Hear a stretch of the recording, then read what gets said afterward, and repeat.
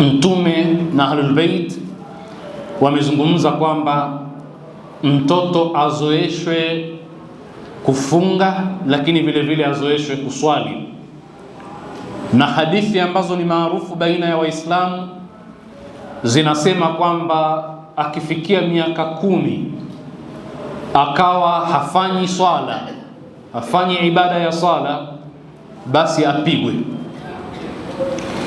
Tukasema hili neno kupigwa tulipigie mstari kwa sababu linatuhusu katika mazungumzo yetu,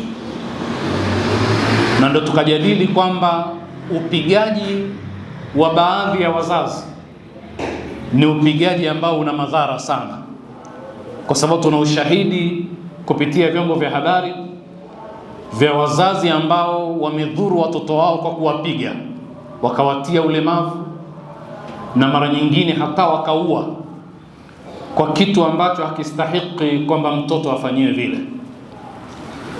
Lakini tulitoa mfano wa madrasa zetu za watoto ambazo sote tumepitia huko tukasoma, namna ambavyo imekuwa ni ada kwa mwalimu wa madrasa kuchapa na kupiga, na wengi katika historia ya wale Waislamu watu wazima ambao walitoroka madrasa huwa kigezo chao kwamba tulikimbia fimbo kwa sababu walimu wanachapa sana.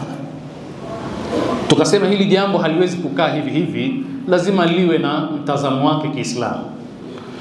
Kwa hiyo nukta ya kwanza tuliosema ni kwamba kwanza kabisa Bwana Mtume sallallahu alaihi wa ali aliyeishi kwa miaka takriban 63 hajawahi kupokelewa katika riwaya yoyote ile kwamba Mtume aliwahi kutandika au kumchapa mtoto, na alikuwa na watoto na alikuwa na wajukuu, si wa kwake au si wa jirani, watoto wa masahaba. Mtume hajawahi kumtandika wala kumchapa mtoto. Hili ni swala la kwanza tulisema, nukta ya kwanza hiyo. Lakini nukta ya pili tumesema kwamba kwa ijmai na makubaliano ya Waislamu wote, kumpiga mtoto sio lazima, sio wajibu, kiasi kwamba mtoto akikosa adabu alafu hukumpiga, hukumtandika, utaulizwa kesho siku ya Kiyama kwa nini hukumpiga.